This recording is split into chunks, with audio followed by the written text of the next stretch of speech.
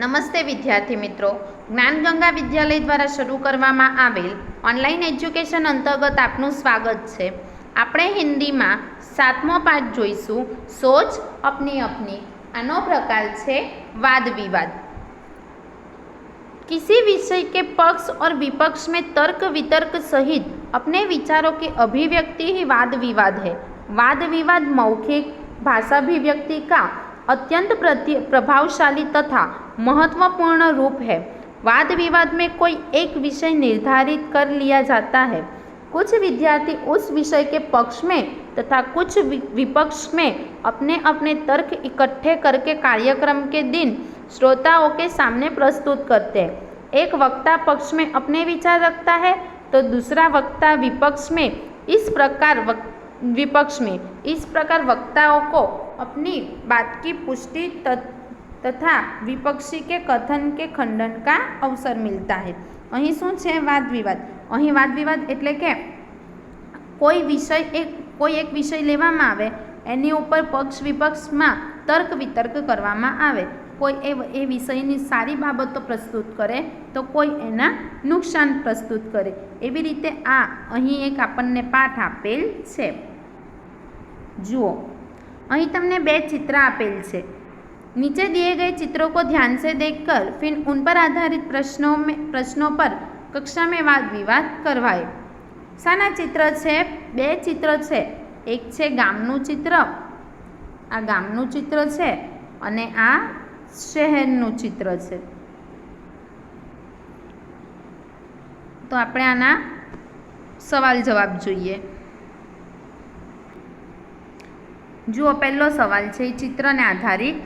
दोनों चित्र में क्या अंतर है? એટલે કે બંને चित्रों में શું ફરક પડે છે? दोनों चित्रों में से एक चित्र गांव का और दूसरा नगर का है। गांव के चित्र में नदी है, उसके घाटों पर नहाते, कपड़े धोते, पानी भरते और काम करते लोग हैं। गांव में कच्चे घर है, लोग मामूली कपड़े पहने हुए हैं, लेकिन गांव में बड़ी शांति का वातावरण है। नगर के चित्र में चौड़ी और दो तरफा सड़क है, पक्के मकान है, सड़क पर वाहन चल रहे हैं, वाहनों के कारण शोर है, लोग आधुनिक वेशभूषा में है। શું છે? અહીં બે ચિત્ર આપેલા છે, એક ગામનું ને બીજું નગરનું। ગામના ચિત્રમાં શું હતું? તો ગામના ચિત્રમાં નદી છે, ત્યાં નદીના કિનારે લોકો કપડાં ધોતા, નહાતા, પાણી ભરતા અને કામ કરતા જોવા મળે છે। ગામના ઘરો કેવા છે? કાચા હોય છે, બરાબર, અને લોકો પણ એકદમ મામૂલ એટલે કે સાધારણ કપડાં પહેરેલા દેખાય છે। ગામમાં ખૂબ જ શાંતિનું વાતાવરણ જોવા મળે છે। જ્યારે એનાથી જ અલગ શહેરનું ચિત્ર છે। ત્યાં શું છે? ગામની સડક, ગામના જેવી મોટી નાની નાની સડકો નથી, રસ્તા નથી, એકદમ ચોડા ચોડા રસ્તા છે, પાકા મકાનો છે, રસ્તા ઉપર વાહનો ચાલી રહ્યા છે અને વાહનો ચાલે છે એ કારણે ત્યાં ખૂબ જ શોર એટલે કે અવાજ હોય છે અને લોકો એકદમ આધુનિક વેશભૂષામાં જોવા મળે છે। ગામના રસ્તા કેવા હોય છે? કાચા અને નાના, જ્યારે શહેરના રસ્તા એકદમ ચોડા અને સાફ દેખાય છે। ગામમાં નદી હોય છે તો શહેરમાં અમુક જ બાજુ નદી જોવા મળે। ગામના ઘર કેવા છે? કાચા છે, જ્યારે શહેરમાં પાક્કા મકાનો જોવા મળે છે।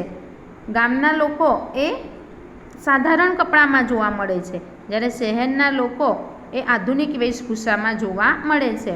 ગામમાં વાહનોની અવરજવર ઓછી હોય છે, આવા મોટા મોટા વાહનો જોવા ન મળે, એટલે અહીં શાંતિનું વાતાવરણ હોય છે। વાહનોનો અવાજ વધારે હોતો નથી એટલે શાંતિનું વાતાવરણ હોય છે। જ્યારે શહેરમાં ખૂબ જ વાહનો હોય છે એટલે ત્યાં અવાજ પણ વધુ જોવા મળે છે। ગામનું વાતાવરણ એ શુદ્ધ હોય છે, પ્રદૂષણ રહિત હોય છે। કેમ? કારણ કે ત્યાં આવી મોટી મોટી મિલો ને એવું કંઈ। હવે આપણે બીજો સવાલ જોઈએ। गांव तथा नगर के जीवन में क्या अंतर है और तुम्हें कौन सा रुचिकर लगता है, क्यों? तेनो जवाब, गांव के जीवन में सादगी, सरलता है, किसी तरह की बनावट और तड़क भड़क नहीं है, लोग शांति से अपने अपने काम करते हैं, नदी कुएं का पानी पीते हैं, वे अपने खेतों में उगाया अनाज तथा ताज़ी सब्जियां खाते हैं। लोग कच्चे घरों में रहते हैं पर उनका जीवन प्रकृति के बहुत नज़दीक होता है। नगर के जीवन में तड़क भड़क और बनावट अधिक होती है। लोग आधुनिक और फैशनेबल कपड़े पहनते हैं, वे पक्के मकानों में रहते हैं, वे नल का पानी पीते हैं और बाजार से अनाज तथा फल सब्जी खरीद कर खाते हैं। नगर की सड़कों पर वाहनों का हमेशा शोर रहता है। लोग दुकानों, बैंकों और दफ्तरों में काम करते हैं। नगर के जीवन में शांति नहीं होती। लोगों का जीवन प्रकृति से बहुत दूर होता है। नगर के जीवन में अनेक दोष है, फिर भी मुझे यहाँ का जीवन ही पसंद है। यहाँ के लोग शिक्षित और प्रगतिशील होते हैं। नगर में अच्छे स्कूल और कॉलेज होते हैं। इनके कारण मनपसंद शैक्षणिक योग्यता प्राप्त की जा सकती है। अनेक संस्थाएं, पुस्तकालय आदि व्यक्ति की योग्यता बढ़ाने में सहायक होते हैं। उन्नति के जितने अवसर नगर में हैं उतने गांव में नहीं, इसीलिए मुझे नगरीय जीवन ही रुचिकर लगता है। શું છે એટલે કે ગામના જીવનમાં સાદગી અને સરળતા હોય છે, જ્યારે નગરના જીવનમાં, શહેરી જીવનમાં શું હોય છે? તડક ભડક અને બધું આધુનિક અને બનાવટી હોય છે। અહીં ગામના જીવનમાં કોઈ જ બનાવટ કે તડક ભડક હોતી નથી। લોકો શાંતિથી પોતાનું કામ કરતા હોય છે। એ લોકો નદીનું કૂવાનું પાણી પીવે છે, જ્યારે શહેરમાં શું હોય છે? નળનું પાણી લોકો પીવે છે। ગામના લોકો નદીમાંથી પાણી ભરીને લાવે છે, કૂવામાંથી પાણી ભરીને લાવે, જ્યારે નગરના, શહેરના લોકોને એવું કરવું પડતું હોતું નથી। ગામના લોકો એ પોતાના ખેતરમાં ઉગાવેલું અનાજ અને શાકભાજી ખાય છે, જ્યારે શહેરના લોકો શું કરે છે? બજારમાંથી એ ખરીદીને લાવી અને ખાય છે। ગામના લોકો કાચા ઘરમાં રહે છે, પણ તેમનું જીવન કેવું હોય છે? ખૂબ જ શાંત અને પ્રકૃતિની નજીક હોય છે। કેમ? કારણ કે ત્યાં વધુ વાહનો નહીં હોય, એટલે વાતાવરણ પણ પ્રદૂષિત હોતું નથી। ત્યાં આવા પાકા મકાનો હોતા નથી, કાચા ઘર હોય, એટલે જંગલ વિસ્તાર પણ ખૂબ હોય, પહાડો પણ હોય, બરાબર? એટલે ત્યાં પ્રકૃતિ ખૂબ જ હોય। જ્યારે શહેરમાં શું હોય? વાહનોના કારણે શોર પણ એટલો હોય, અવાજ પણ એટલો હોય, તેના કારણે અવાજનું પ્રદૂષણ થાય, તેના ધુમાડા, કારખાનાના ધુમાડાના કારણે વાયુ પ્રદૂષણ થાય, હવાનું પ્રદૂષણ થાય, બરાબર? એટલે અહીં ખૂબ જ પ્રદૂષણવાળું વાતાવરણ હોય છે। અહીં પાકા મકાનોના કારણે જંગલોને કાપવામાં આવ્યા હોય છે, તેથી અહીં પ્રકૃતિ પણ હોતી નથી। અહીં એના પછી છે કે કયું જીવન તમને સારું લાગે? નગરના, શહેરના જીવનમાં ઘણા દોષ છે, ઘણું બધું નુકસાનકારક વસ્તુઓ છે, તે છતાં પણ શહેરનું જીવન સારું છે। કેમ? કારણ કે શહેરમાં આપણને શિક્ષિત લોકો અને પ્રગતિ કરવાના ઘણા બધા એવા અવસરો મળે છે, જ્યારે ગામમાં ઘણી બધી સારી સારી શાળાઓ કે કોલેજો માટે આપણે દૂર દૂર જવું પડતું હોય છે, અથવા તો બીજા શહેરમાં રહેવા જવું પડતું હોય છે, જ્યારે શહેરોમાં એવું હોતું નથી। તમને બધી જ સારી સારી સુવિધાઓ, હોસ્પિટલ, બેન્કો, સ્કૂલ, કોલેજો બધું જ તમને ત્યાં મળી શકે છે। તમને જે વિષયમાં ભણવું હોય, ગમે તે કરવું હોય, તમને બધા જ વિકલ્પો ત્યાં મળી રહી છે। અહીં સારી સારી એવી સંસ્થાઓ હોય છે, પુસ્તકાલય હોય છે, જે તમને આગળ વધવામાં મદદરૂપ થાય છે। અને આપણને ઉન્નતિ, પ્રગતિ કરવી હોય તો આપણે ફરજિયાત શહેરમાં આવવું જ પડે છે, તેથી એને નગરીય જીવન સારું લાગે। એના પછી છે, क्या तालाब का जल पीने के लिए योग्य है? यदि नहीं तो क्यों? તળાવનું પાણી પીવા યોગ્ય છે? જો ન હોય યોગ્ય તો કેમ એ યોગ્ય નથી? तालाब का जल पीने के लिए योग्य नहीं होता। तालाब चारों ओर से बंद होता है, उसमें चारों ओर से बाहर की धूल मिट्टी गिरती है, पेड़ों के पत्ते गिरकर सड़ते रहते हैं। लोग तालाब के किनारे कपड़े धोते हैं और जानवरों को नहलाते हैं। यह सारी गंदगी तालाब के जल को दूषित कर देती है। यह दूषित जल पीने से हैजा, पेचिस आदि तरह तरह की जानलेवा बीमारियां होने की पूरी संभावना होती है, इसलिए तालाब का जल पीने के योग्य नहीं होता। તળાવનું પાણી એ પીવા યોગ્ય હોતું નથી। કેમ? કારણ કે તળાવ એ ચારે બાજુથી બંધ હોય છે, તેનો પ્રવાહ સતત વહેતો રહેતો નથી। એ કેવું હોય છે? સંગ્રહિત થયેલું હોય છે, તેમાંથી ચારે બાજુથી ધૂળ, મટ્ટી ઉડીને પડે, ઝાડના પત્તાઓ પડીને અંદર સડતા હોય, લોકો તળાવના કિનારે પાણી ભરતા હોય, કપડાં ધોવે, જાનવરોને નવડાવે, બીજા ઘણા બધા પોતાના કામ કરતા હોય.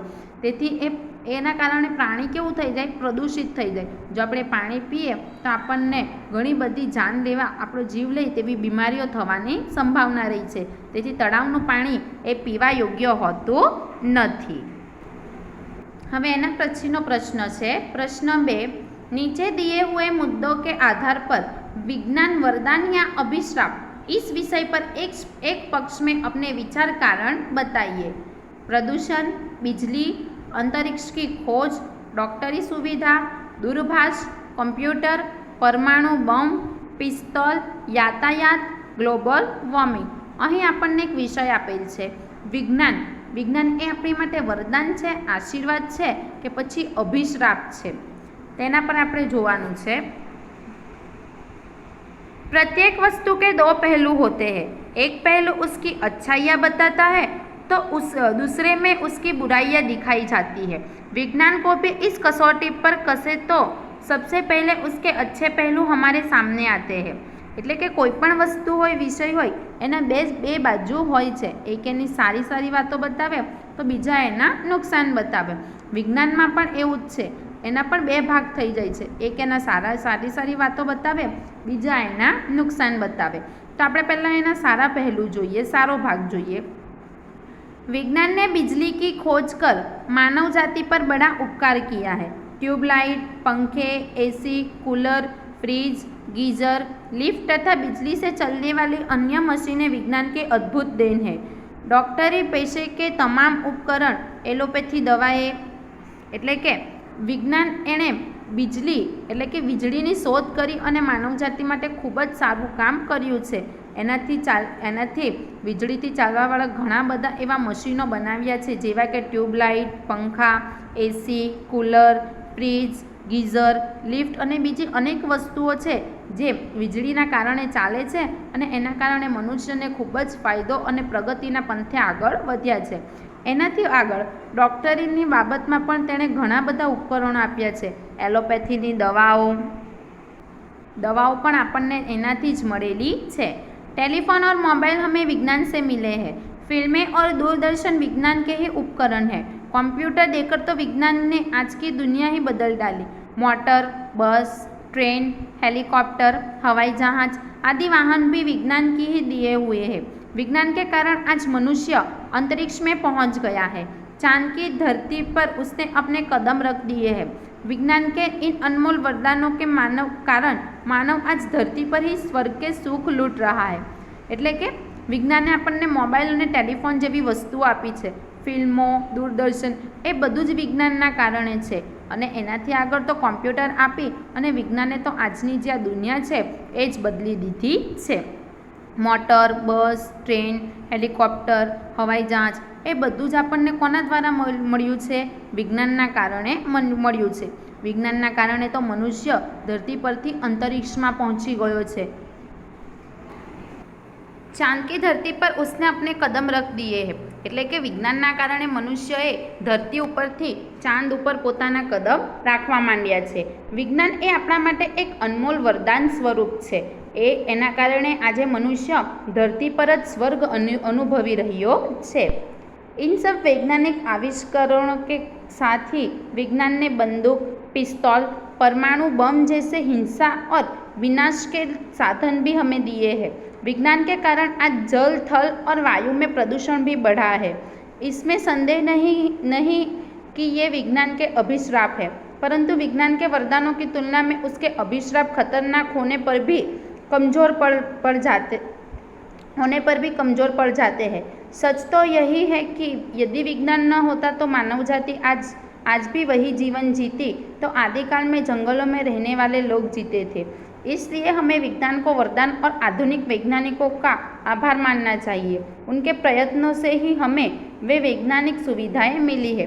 હવે આપણે વિજ્ઞાનના વરદાન જોયા, હવે આપણે એના અભિશ્રાપ જોઈએ કે વિજ્ઞાનને આપણને સારી સારી વસ્તુઓ તો આપી, એ સાથે જ આપણને બંદૂક, પિસ્તોલ, પરમાણુ બોમ્બ જેવા વિનાશના સાધનો પણ આપ્યા છે. વિજ્ઞાનના કારણે આજે જલ, થલ અને વાયુ બધે જ આજે પ્રદૂષણ ખૂબ જ વધેલું છે. એ વાતમાં કોઈ જ શક નથી કે વિજ્ઞાન એ આપણી માટે અભિશ્રાપ તો છે જ, સાથે સાથે આપણા વિજ્ઞાનના વરદાનોની તુલનામાં એનો અભિશ્રાપ એની આગળ કંઈ જ નથી. સાચી વાત તો એ છે કે જો વિજ્ઞાન ન હોતે તો આજે પણ મનુષ્ય જે પહેલાં લોકો જંગલમાં રહેતા હતા એવું જીવન જીવતા હોતે. વિજ્ઞાનના કારણે જ આપણે આટલા આધુનિક બન્યા છે અને આટલી સાક સુવિધાના સાધનો આપણને મળ્યા છે. તેથી આપણે વિજ્ઞાન અને વૈજ્ઞાનિકોનો આભાર માનવો જોઈએ, કારણ કે એમના કારણે જ આપણને આ વૈજ્ઞાનિક સુવિધાઓ મળેલ છે. એના પછીનો પ્રશ્ન છે પ્રશ્ન 3, कलम या तलवार कौन शक्तिशाली है, अपने विचार कारण सहित बताइए. कलम અને તલવાર એટલે કે પેન અને તલવાર બંનેમાંથી શક્તિશાળી કોણ છે તે આપણે જોઈએ. कलम लिखने का काम करती है, तलवार युद्ध में काम आती है. कलम के साथ दिमाग की शक्ति जुड़ी है, तलवार के साथ शारीरिक बल जुड़ा है. कलम कविता, कहानी, उपन्यास, जीवन चरित्र आदि लिखती है, तलवार गले काटती है और खून बहाती है. कलम आनंद देती है, उससे समाज में सुख शांति का प्रसार होता है. वह लोगों के दिल जीतती है, वह बुरों को अच्छा बनाती है. रामायण पढ़कर कितने ही रावण राम बन गए. गांधी जी की आत्मकथा ने कितने ही बुरे लोगों को अच्छा बना दिया. व्यास, वाल्मीकि, कालिदास, तुलसीदास, रविंद्रनाथ टैगोर, शेक्सपियर आदि कलम के कारण मरकर भी अमर हो गए. कलम ने कई सिंहासन पलट दिए हैं. फ्रांस की राज्य क्रांति रूसो, वाल्टेयर की कलम की ताकत से ही हुई है. तलवार रक्षा का साधन जरूर है, पर उसकी शक्ति कुछ समय तक ही रहती है. कलम की शक्ति युग युग तक छाई रहती है. इसलिए मेरे विचार से तलवार की अपेक्षा कलम ही अधिक शक्तिशाली है. હવે ગુજરાતીમાં જોઈએ આપણે કે કલમ એટલે કે પેન એ આપણા લખવાના કામ આવે છે, જ્યારે તલવાર એ આપણને યુદ્ધમાં કામ આવે છે. કલમની સાથે પેન સાથે દિમાગની શક્તિ જોડાયેલી છે, જ્યારે તલવાર સાથે શું જોડાયેલું છે? આપણું શારીરિક બળ. જો આપણામાં શારીરિક શક્તિ ન હોય તો આપણે તલવાર ચલાવી શકીએ નહીં. કલમથી આપણે કવિતા, કહાની, ઉપન્યાસ, આપણું જીવન ચરિત્ર લખી શકીએ છીએ, જ્યારે તલવાર એ લોકોના ગળા કાપે છે અને ખૂન બહાવે છે. કલમ આપણને આનંદ આપે છે, સાથે સાથે સમાજમાં સુખ શાંતિનો પ્રસાર કરે છે, લોકોના દિલ જીતી લે છે અને ખરાબ લોકોને પણ સારા બનાવે છે. રામાયણ એ કલમ દ્વારા લખાઈ છે. જો કલમ ન હોતે તો રામાયણ ન લખાઈ હોતે. રામાયણ સાંભળીને કેટલા રાવણ રામ બની ગયા. જો કલમ જ ન હોતે તો રામાયણ ન લખાતે અને ખરાબ લોકો સારા ન થતે. એટલે એ પણ કલમે લોકોને સારા બનાવવાનું પણ કામ કરે છે. ગાંધીજીની આત્મકથાને સાંભળીને કેટલા ખરાબ લોકો એ પણ સારા બની ગયા છે. વ્યાસ, વાલ્મીકિ, કાલિદાસ, તુલસીદાસ, રવિન્દ્રનાથ ટેગોર, શેક્સપિયર વગેરે કલમ એટલે કે પેનના કારણે જ મરીને પણ આજે પણ લોકોના જીવનમાં અમર છે. કલમ ઘણા બધા સિંહાસનોને પલટી દીધા છે. ફ્રાન્સની રાજ્યક્રાંતિ રૂસો અને વાલ્ટેયરની કલમની તાકાતથી જ થઈ છે. જ્યારે તલવાર એ આપણી રક્ષાનું સાધન જરૂર છે, પણ એની શક્તિ થોડાક જ સમય માટે હોય છે. જ્યારે કલમની શક્તિ એ યુગોથી છે. એક વ્યક્તિને સારો બનાવી દઈએ તો એનાથી બીજા ઘણા વ્યક્તિઓને સારા બનાવી શકે છે. જ્યારે તલવારથી એક વ્યક્તિને આપણે મારીએ તો એના પૂરતું જ હોય છે. એટલે કે મારા વિચારોથી તો તલવાર કરતાં કલમ એ વધુ શક્તિશાળી છે. હવે એના પછીનો પ્રશ્ન જોઈએ. बहुत दूर जन्म ले रहा है धरती जैसा ग्रह. અહીં તમને એક લેખ આપ્યો છે, તેના આધારે સવાલ જવાબ પણ છે, તે આપણે જોઈએ કે પૃથ્વીથી દૂર એક પૃથ્વી જેવો જ ગ્રહ બની રહ્યો છે. नासा की दूरबीन ने दिखाई पृथ्वी के जन्म जैसी तस्वीरें.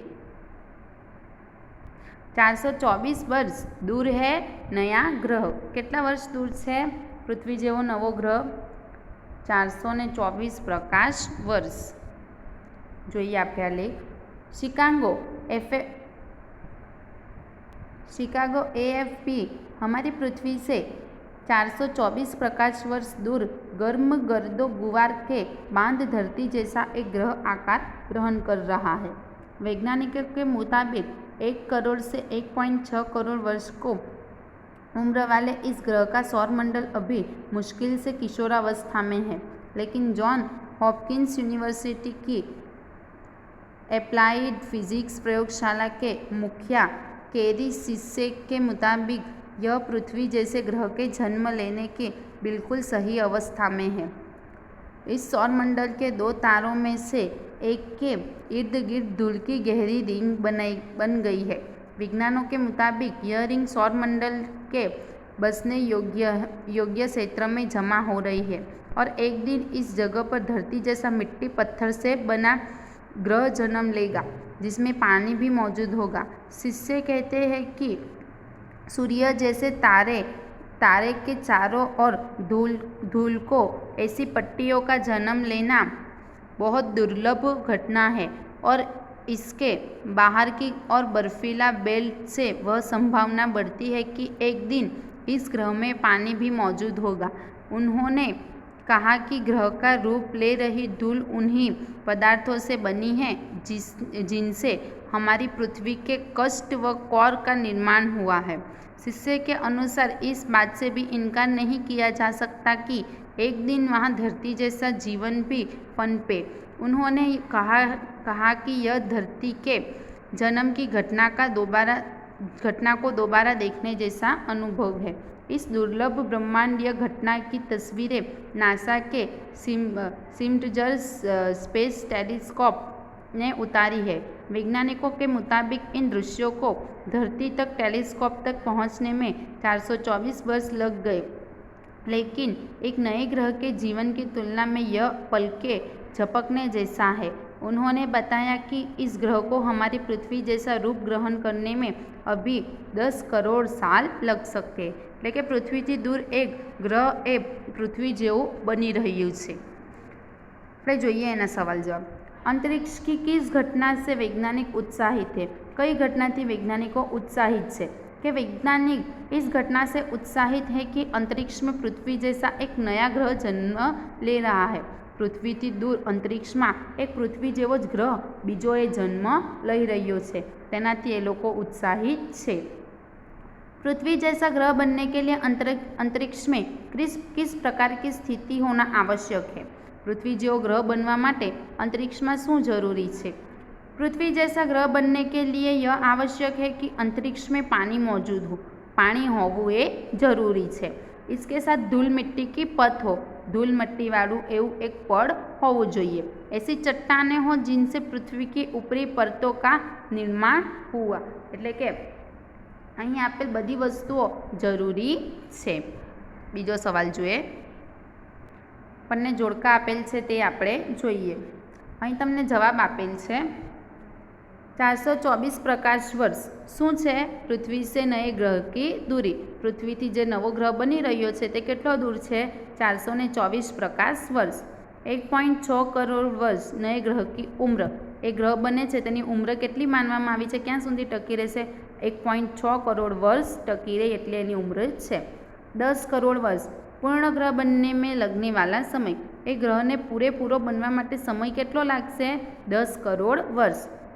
સ્પિટ્ઝર સ્પેસ નાસા કા ટેલિસ્કોપ। આ બધું શાના દ્વારા નોંધવામાં આવે છે? નાસાના એક ટેલિસ્કોપ સ્પિટ્ઝર સ્પેસ દ્વારા। કેરી સિસ્સે વૈજ્ઞાનિક। तो अहीं आपणो आ 7मो पाठ सोच अपनी अपनी पूर्ण थाय छे। Thank you.